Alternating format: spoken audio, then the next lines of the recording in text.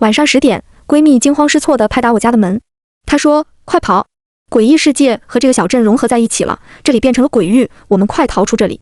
我脸色发白地看着她，我不敢开门，因为我看向她的时候，她的头上有几行字：人物解析，1级鬼物，普通人类死亡后形成的诡异，有人类时期的记忆，死亡时间5分钟内，鬼力值0，弱点头部。综合以上分析，建议拿起武器将其击杀。诡异世界的出现是在1年前。1年前的某一天，天空中突然出现了一个巨大的黑洞。这个黑洞只出现了1刻，可就是这一片刻，它吸了数十人进去。随后，黑洞就消失不见了，如同不曾出现过一般，未留下任何痕迹。而被吸进去的数十人来自世界各地，所以当他们被吸进去后，世界各地的人都陷入了巨大的恐慌。他们不知这个巨大的黑洞来自哪里，也不知道被黑洞吸进去的人去了哪里，更不知道黑洞还会不会再度降临。就在大家人心惶惶、一无所知的3天后，有一个被黑洞吸收进去的人回来了，但也只有他一个人回来。他在网络上发布视频，公布了他被吸进黑洞后所经历的事情。我被黑洞吸进去后，我来到了一个诡异的地方，那是一个废弃的学校，我们都被绑定了副本系统，系统里面有任务信息。通过任务显示，我们现在处于一个诡异空间，只有完成系统任务才能活着离开。那里到处都是鬼怪，我们的攻击对他们起不到任何伤害。后面的经历我就不说了。最后只有我一个人完成任务，活着出来。因为我以 A 级评分完成任务，所以我获得了奖励5点鬼力附加值。当他说到这里的时候，他对着屏幕张开了双手，而他的手中莫名多了一股黑色的火焰。3秒过后，他收紧拳头，火焰瞬间消失。接着他继续说道：“这个黑色火焰就是我获得5点鬼力之后，我感觉到身体莫名多了一股力量。我按照身体指引，把这份力量导出去，然后就变成了这个火焰。我做过很多次实验，这个火焰用任何方法都无法把它熄灭，除非我把它召回，或者等时间到了，它才会自动熄灭。我实验多次，它每次自动熄灭的时间是10秒钟，1分1毫也不差。”他此时的神情突然变得极为兴奋，他咧着嘴，神情有些癫狂地说道：“我感觉到这个鬼力的力量能抵抗那些诡异，鬼力越强，对那些诡异的伤害就越大。如果再让我进去一次，绝对不会。”他说到这里就没再继续说下去，而他的眼神也瞬间变得狠厉起来，让人看了不由心生恐惧。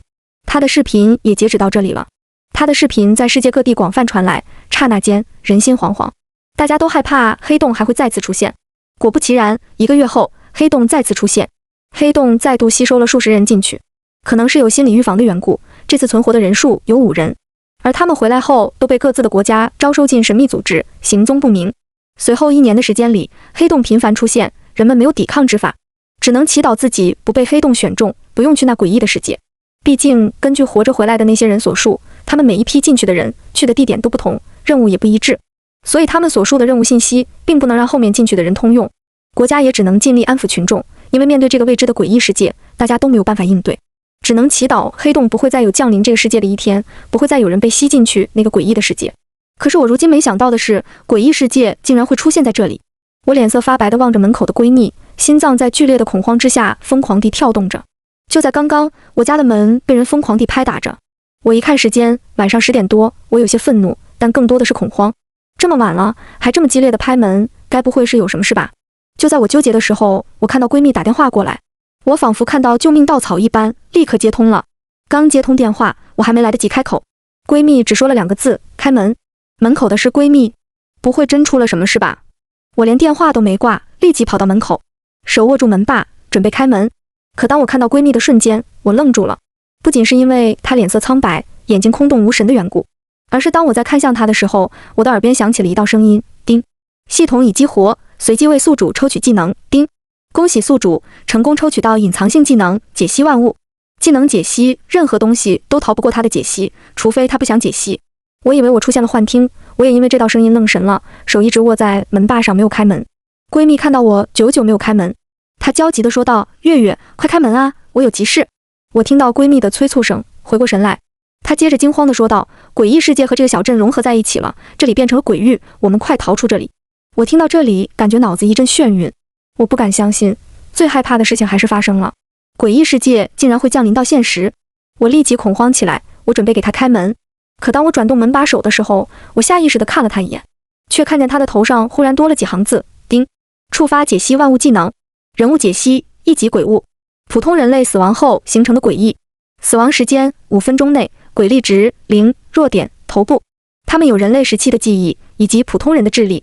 警告：变成诡异之后不会有任何情感，他们的存在就是为了杀戮。当他们成功杀人之后，鬼力值就会增加，杀得越多鬼力值就越高。综合以上分析，建议拿起武器将其击杀。看到这些字后，我握住门把的手又收了回来了。闺蜜此时似乎发现了什么，她的脸色瞬间变得狰狞起来。看来你已经发现了呀，那我就先把你对门那个解决了，再上来解决掉你吧。我听到这里想到了刚刚的提示，他们杀的人越多，鬼力值就会越高。而此时，他敲响了我对门那个人的门。不一会，一个油腻的中年男人打开了门。这个男人我之前和闺蜜说过，说他骚扰过我几回。当他打开门看到闺蜜后，本来愤怒的神情瞬间变得猥琐起来。闺蜜和他说了几句话后，他就敞开门让闺蜜进去了。我在这边看着没说话，因为我知道这种人你要是阻止他，反而会让他以为你对他有想法，所以尊重个人命运吧。我看到闺蜜和他进去后，我不敢出门，因为我害怕他说的是真的。如果小镇和诡异世界融合了，那么到处都是诡异，我估计没走多远就被杀了。于是我先上网查一下，没想到闺蜜说的有真有假。真的是诡异世界把这个小镇变为了鬼域，假的是小镇被设定了结界，并不能逃出。但是我们还能和小镇外面的人在网络上进行交流。根据目前收集的信息，这个小镇内至少有几十个副本，我这个居民楼也是副本之一，只有完成副本任务，这个小镇才能回归现实。我看到有人新发布了一条信息，变成鬼域后，有部分人类会被同化成诡异。诡异没有杀人之前，他的力量和人类时期一样，但是杀人之后，他的鬼力值就会变强，所以最好是在诡异杀人之前就将其击杀。而他们也拥有智慧，所以他们一般都会先选亲近的人，没有防备的人下手。千万不能让他们拥有鬼力值、0鬼力值和0.1鬼力值的区别，就相当于普通人和修仙者的区别。前面的属于物理攻击，后面的是魔法攻击。看到这里后，我的心跳停了一下。而此时，我看到门口多了一个身影，我闺蜜，她回来了。她嘴里、手上全是鲜红的血液。她看到我用恐慌的神情看着她的时候，她咧嘴笑了一下，眼里是看见猎物时的疯狂。我看到她头上的人物解析，鬼力值由0变成了0.2，后面还附加了一段话：快别愣了，快抄家伙呀，他要进来了。在我看到这句话的瞬间，她摸了一下门把，门把竟然在逐渐消融脱落，而且消融范围逐渐扩大。我能预感到，不用多久，我这个门可能就会被完全消融掉，到时候我肯定逃不掉了。可是现在让我抄家伙，我也不知道要抄什么呀。解析技能似乎是不想看我这么早死。他又提示了一句，用他生前喜欢的东西可以吸引他的注意力3秒。记住，他的弱点是头部。他生前喜欢的东西，我立马回忆了一下。1秒后，我立刻去卧室找出现金一大捆。这一刻，我无比庆幸自己的闺蜜也是个穷鬼。我立刻把这些东西拿在手上。没想到，我刚走出卧室，闺蜜骤然出现在我面前。我心头的恐慌一瞬间就飙升到了极点。我去，我找这些东西前后不过半分钟时间。难道是我的门太拉了吗？她怎么这么快就进来了？她看到我后，咧着嘴诡异地笑着，笑得我浑身发颤。1秒后，她瞬间来到我面前，用手捏着我的脖子。我感觉到身体火辣辣的疼，不是脖子被捏的疼，而是一种生机被人硬生生抽出来的那种疼痛。我疼痛到无法呼吸，模糊间我看到她头上的解析变更了，你手上的东西快让她看到。我用尽最大的力气把手抬起来，把现金都向上扔去，现金缓缓地飘落在地面上。这一刻，她的注意力似乎被吸引住了，她呆呆地看着地上的现金，抓着我脖子的手也放下来。我立刻后退了一步，深呼吸一口气。可是我却看到地上一张被她盯了几秒的现金，突然间就如同被火烧了一样，变成了灰烬。此时地面上的现金还剩下9张，只能再拖延21秒钟。我这一刻无比痛恨自己是个穷鬼，连1分钟都拖延不到。我没有时间了，我立刻去杂物间找出我闲置已久的大斧头。我刚把斧头拿到手，下一刻他就出现在杂物间门口。他似乎是担心我会再度拿出什么东西吸引他的注意力。他下一秒瞬间来到我面前，就在他把手伸向我脖子的瞬间，我立刻移向旁边，错开位置。我移开后，他的眼睛刚好看到墙上的东西。他看到后又呆住了。墙上的是我偶像的海报，只不过塌房了，可是我又不舍得扔，只能挂在杂物间了。没想到关键时候还救了我一命。当然得亏闺蜜和我喜欢同一个偶像，也得亏闺蜜的道德底线比我低，不在意她的塌房，不然这海报都起不到吸引的作用了。我不敢纠结，必须要立刻动手，因为我只有短短3秒时间，要是错过了，我就绝对死定了。趁着闺蜜愣神的时间，我立刻把斧头砍向她的头，1下2下，我不敢停手。我害怕诡异的生命力强，要是诡异不死，死的就是我了。毕竟这是我最后能杀她的机会了。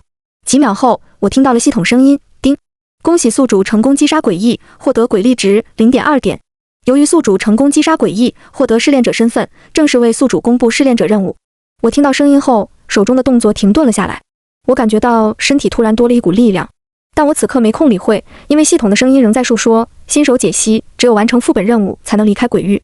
这个鬼域内目前有83个副本，你目前处于28号副本，副本范围这栋居民楼。现发布主线任务，把居民楼中的诡异全部击杀。目前副本内现存诡异数量3，人类数量3，试炼者数量2。我听到这道声音后，不由庆幸自己住的是几十年的老居民楼，所以这里的住户并没有多少。否则诡异一通乱杀之下，他的鬼力值大增，那我就完了呀。只不过试炼者人数2个人，那就是说这里除了我之外还有另一个击杀过诡异的人。那我现在要做的应该是联合另一个试炼者把其余的诡异都杀了。我放下手中的斧头，对着闺蜜的尸体悼念了一下。我心里的确也很难受，可是我现在也自身难保，只能等到时候完成任务活下来后，我再安葬她。我抛开这些思绪后，我按照身体的指引把这份力量导出来，一股蓝色的火苗出现在我掌心。当我熟悉了这份力量后，我立即抄起仍在滴血的大斧头出门。我来到了1楼后，尝试着走出居民楼，却发现居民楼像是被结界包围住一样，完全出不去。我知道现在只能先完成任务，把副本中的诡异全都击杀了才能离开。而且我刚刚从我所在的楼层4楼走到1楼的路途中，没有看到有人出现。难道是太晚了，他们都睡着了吗？如果这样的话，情况比我想象中的要好。因为诡异在没有杀人的情况下，他们没有任何鬼力值，他们的力量和人类时期一样。我们这座居民楼一共有5层，一层有4户。可是由于居民楼有几十年历史，所以大多数人都搬走了。据我了解的居民信息，目前只有2、3、4楼层有人居住，4楼只有我一个人住，2楼有3户人住，3户加起来共有6人，3楼住了2户，3楼住了5人。我闺蜜就是住在3楼的人之一。这里的住户加上我，应该是12人。我把闺蜜杀了后，那就是11人。可是那个提示显示的诡异、人类、试炼者数量加起来只有8人，也就是说有3个已经死了，另一个试炼者至少是杀了一个诡异。如今最担心的是还有2个死的，是被诡异杀的人类。我思考中却听到了系统的提示声，系统提醒，目前存活数量已变更，现居民楼中诡异数量1，人类数量0，试炼者数量2。我听到这道声音后，心凉了半截。前后不过10来分钟，怎么发生这么大变化？他们出手都这么快的吗？3个人都死了，没猜错的话，应该是死在诡异手上了。诡异数量少了2个，应该就是另一个试炼者杀的了。叮！触发解析万物技能。我听到声音后，看到空中多了几行字，情况解析：目前存活的诡异已杀了数个人类，他的鬼力值为1。另一个试炼者杀了数个诡异，目前他的鬼力值为 0.6。他们目前正在402房间打斗中，目前试炼者占据下风，预计撑不了多久。综合目前的情况，建议和另一个试炼者联手击杀诡异。我听到技能解析后，有些发愣，技能解析这么全面的吗？竟然还能进行情况分析，我还以为只能对人物和物品进行分析。我不由想捶自己一下，这都什么时候了，还想这些有的没的。要是另一个试炼者死了，诡异下一个杀的就是我了。我一个 0.2 的试炼者怎么打得过他？我想到这里，立马向402跑去。我一边跑一边在回忆402的位置。因为这里的门牌号早就脱落了，我在这里租房也不久，所以对门牌号并不了解。我按照记忆从左到右数，我想到了什么，脚步立即停顿了下来。我去，那不就是我家吗？你们为什么要在我家打架呀？难道就因为我家门没了吗？想到这里，我跑得更快了。跑到我家楼层后，我放慢了脚步，轻声向我家走了过去。走到门口，我看到2个男人躺在我家地板上。我见过他们，是2楼和3楼住户。他们2个浑身是血的躺在了地上，看起来伤势严重。他们看到我来后，他们脸上都露出欣喜的神情。2楼的男人说：“快杀了他，他是诡异。”3楼的男人说：“快杀了他，他才是诡异。”我看到他们2人后，不由身体发颤。我不敢有任何动作。我看了一眼系统的存活数量信息：诡异1，试炼者2。看到这里，我感觉身体颤抖得更加厉害了。因为当我看向他们2人的时候，他们头上多了几行字。但是和之前的提示不同的是，这几行字是鲜红的字体。叮！触发解析万物技能。警告！警告！请小心，试炼者已死，他也被同化为诡异。眼前2人皆是诡异。技能解析和系统数据不一致，我不由感到恐慌。所以说，系统也会蒙骗试炼者吗？如果不是有解析技能，可能我就会相信系统，认为2人中绝对有一方是试炼者。按照目前情况来看，他们并没有直接对我动手，反而要引我过去。看来他们互相打斗中受的伤应该很重。眼前2人看到我没有走过来，他们神色有些焦急。2楼的男人神情痛苦地说道：“我才是试炼者，我和他刚刚进行了打斗，我受了重伤，快不行了。只要你杀了他，我们就能出去了。3楼的男人大喊道，我才是试炼者，他是诡异。我们2个都受了重伤，对你没有任何威胁，你过来杀了他，这个任务就结束了。听他们的对话，看来他们也知道系统正在麻痹我。他们知道系统的提示中，试炼者的存活数量是2，诡异的存活数量是1。可是他们不知道的是，我抽到的技能告诉我，如今副本内只有我一个是试炼者，他们2人都是诡异。我此时想到了什么，我对他们说，我要先去冷静一下，看到你们2个躺在我家，是人是鬼都不知道，我害怕。说完，我就跑了下去。我去到2楼那个住户的家里，发现他的妻子已经惨死在家中。我立刻去他的房间搜刮一通，只搜刮到了现金。我又跑去3楼住户的家里，在他的家里找到了一堆美女照片，但大都是偷拍照片。我揣着这些现金和偷拍照片回到了我家。他们见到我回来后，神情有些愕然，像是没想到我这么快就回来了。我向前走了几步，说道：“来来来，给你们看好东西。”说完，我立马把现金和照片扔在他们面前，一堆扔左边，一堆扔右边。这2样东西总有一样能吸引他们的注意力吧？毕竟我闺蜜之前就是用这个方法吸引她的注意力，那么眼前的也是诡异，应该也通用吧？我看到他们2人都目光呆呆的望着我扔到他们各自面前的东西，似乎都被吸引住一样。可是左边2楼的男人似乎不知道，真正被吸引住后，那个吸引住诡异的物品会在3秒后变成灰烬。可是他呆呆地看了那么久，地上的物品还是完好无缺。而此时右边3楼的男人面前有一张照片和2张现金都变成灰烬了，看来是2样都喜欢，还真省心。我拿起斧头缓缓向前走去，嘴里嘀咕道，没想到这个方法还真有用啊。那么就先从右边那个开始动手吧，宁可杀错，不可放过呀，谁知道哪个是真的诡异呀。我说到从右边的先动手的时候，我注意到左边的住户似乎是松了一口气。看到这里，我更加确定左边那个如今应该没什么反抗之力了。他们估计一开始就受伤严重，没什么反抗之力，所以打算骗我进来后联手把我杀了。他们一直在做戏，指证对方是诡异，自己是试炼者，就是为了不让我怀疑，其实他们之间已经没有试炼者，他们都是诡异。我向右边的诡异走过去，我走到了他的身后，随即拿起斧头狠狠地砍向左边诡异的头颅。左边的诡异被挨了一斧头后，似乎不敢相信。我又趁机把鬼力融合进斧头后，又马不停蹄地连续砍了好多刀。砍到手臂发酸后，终于听到系统的提示音，叮！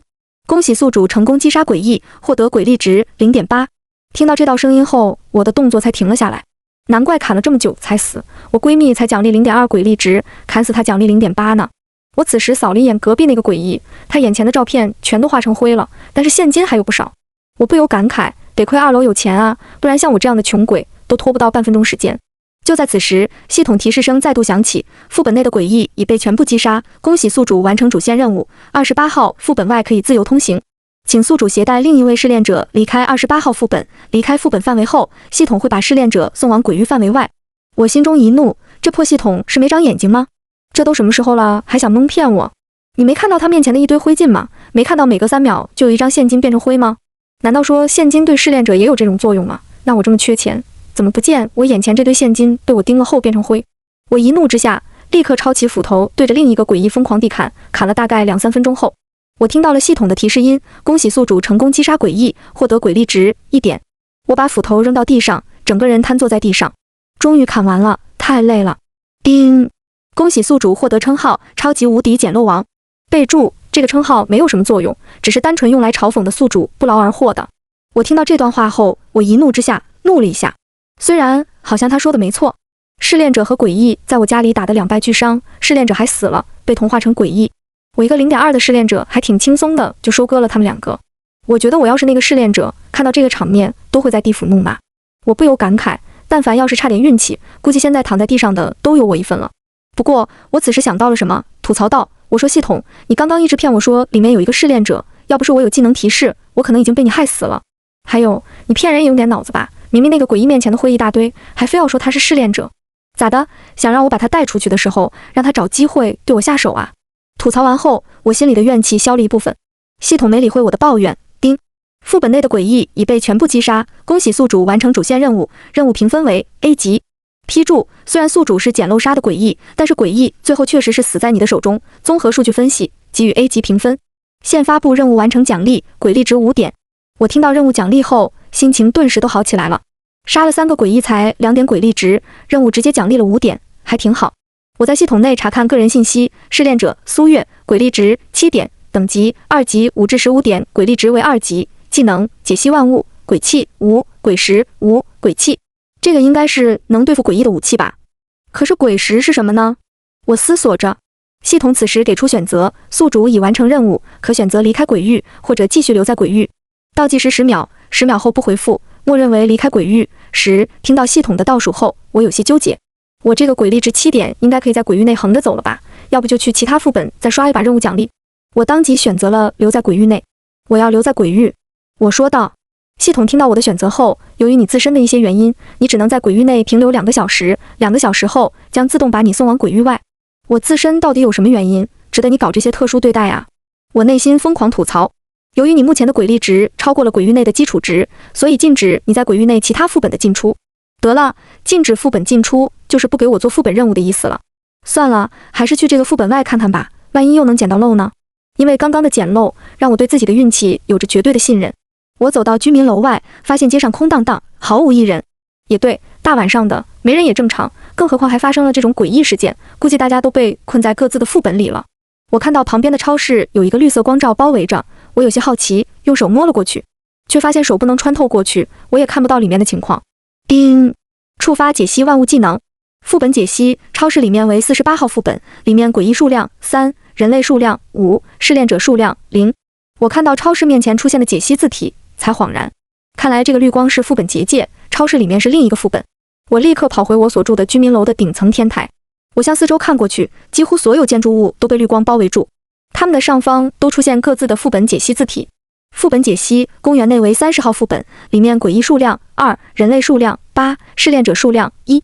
副本解析，医院内有2个副本，里面诡异总数量35，人类总数量58，试炼者总数量9。副本解析，学校内有3个副本，里面诡异总数量250，人类总数量800，试炼者总数量80。看样子，几乎每一处建筑都被设为了副本。我寻思，要不先回家休息吧，等过2个小时后被传送出鬼域外。毕竟自己进不去别的副本，而副本外也没什么异常现象，估计诡异都在副本内活动呢。就在此时，我发现了一处异常。我看到原本是空地的地方，却多了一栋酒店一般的建筑物。我在这里住了一段时间，我万分确定这栋酒店是凭空出现的，因为我白天经过那里的时候，那片地方还是个空地。关键是这栋酒店并没有被绿光包围着，在周围全都被绿光包围的建筑里，只有它是唯一的例外。关键是对于这栋看起来绝对有问题的酒店，技能却没有对它进行解析。而我在盯了这栋酒店半分钟后，终于触发了技能迟来的解析。叮！触发解析万物技能。建筑解析，这栋建筑是来自鬼界的建筑，里面居住的全是诡异，诡异数量10，其中5级诡异4，7级诡异3， 8级诡异2，不可言1。这些诡异对鬼界第一次入侵的世界感到好奇，所以他们也前来这个世界。他们不会轻易对这里的人类出手，因为对他们来说，这里的一切皆是蝼蚁。综合以上分析，建议前往这所酒店，因为实力差异大，他们不会轻易出手伤人，而他们手里漏下来的东西对你的好处极大。看到技能解析后，我心一狠，干了。没办法，诡异世界都降临到现实了，前期不变强，后期就会被人虐呀。我立刻赶到酒店门口，我观察了一下，酒店大概是5层左右。我看了一下时间，已经过了1个小时了，我只剩1个小时时间了。我走进酒店后，发现1楼的前台大厅没人，我直接走上2楼，我看了一眼，这一层大概10个房间，而且房间门都是开着的。这是有人住还是没人住？我有些纠结，我不敢上前。走到这里后，才感觉到了恐慌。就在我纠结之时，我的前方多出了一行字：去3楼301房间。我对这个帮了我许多次的技能有着无比的信任。我立即上了3楼，第一个房间就是301，房间门也是开着的。我站在门口，看到里面坐着的是一个美貌华贵的女人。她看到站在门外的我，只是轻轻地扫了我一眼。她的眼神中没有任何情绪，但是我感觉到一股强烈的压迫感。我感觉到全身仿佛被一种未知的力量禁锢住一样，全身发颤，不敢动弹。而她的头上多了几行字：叮，触发解析万物技能，诡异等级不可言，其余信息不可告知。综合分析，你给他讲个笑话吧。不是吧，大哥，你和那个系统是一伙的吧？都想让我死是不是啊？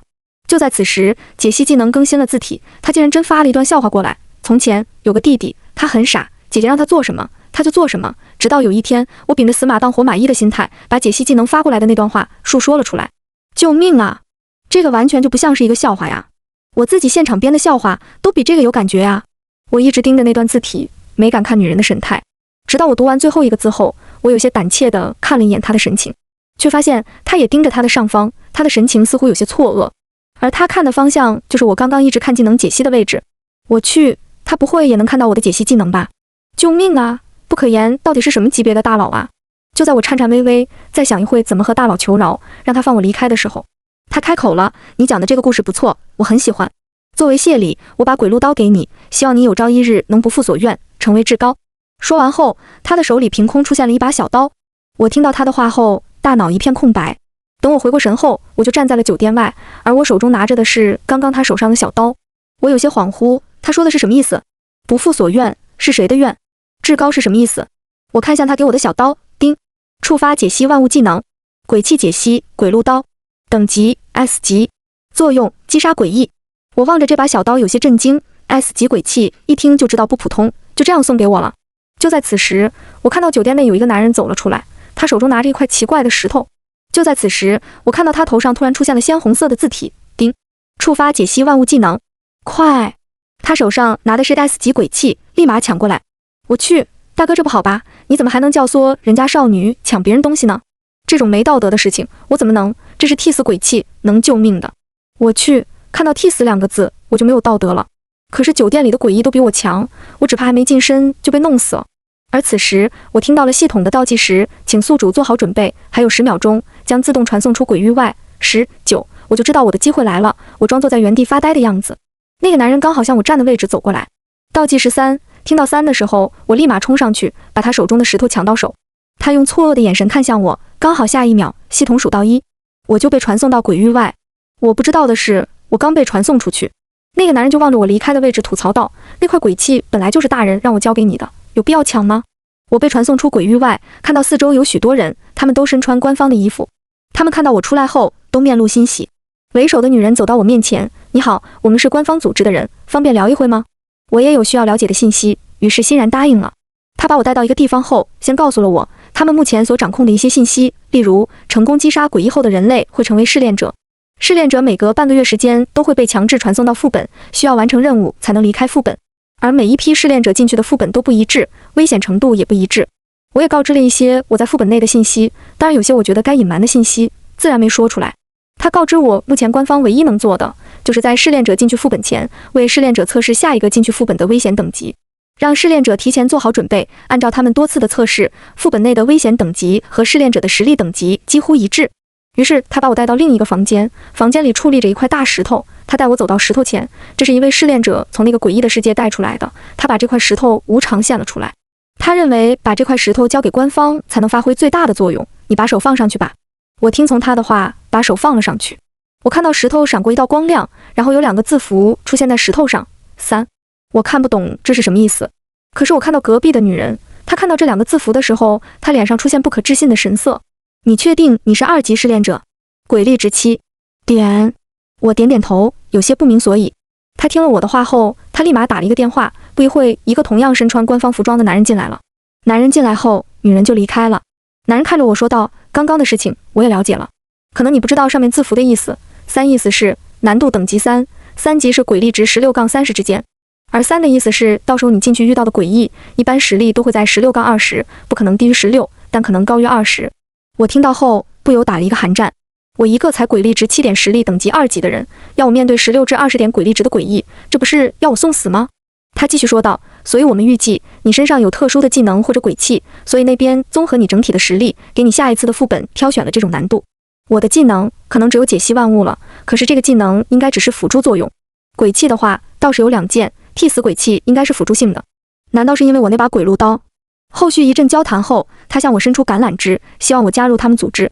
我自然是同意了。按照刚刚他对组织的介绍，那就是钱多事少，还安排地方住。我住的地方如今仍在鬼域范围内，也回不去，有人安排住宿求之不得呢。2个星期后，鬼域消失了，可是活下来的人只有110。我回到了我曾住的地方，看着家里的3具尸体，我让官方安排人过来把尸体埋葬好。我看着闺蜜墓碑上的照片，有些恍惚。我这一瞬间觉得，原来我们是这么的弱呀，弱到连反抗的能力都没有。我们的存活只在他们的一念之间。明天下一个副本就要开始了。番外，我不知道的是，在我离开301房间后，301房间传来女人的低语声，没想到我那傻弟弟争夺神选失败后，变成了封禁技能，还会被其他人抽到。但愿这女孩不普通吧，毕竟那个人可不会允许我那傻弟弟有再生的可能。估计这女孩接下来的试炼难度都很高啊，那我就再送一个鬼器给她保命。她说完后，手中凭空出现了一块石头，她把石头递给门口刚召唤过来的男人。男人离开后不久，他的身影也消失在原处。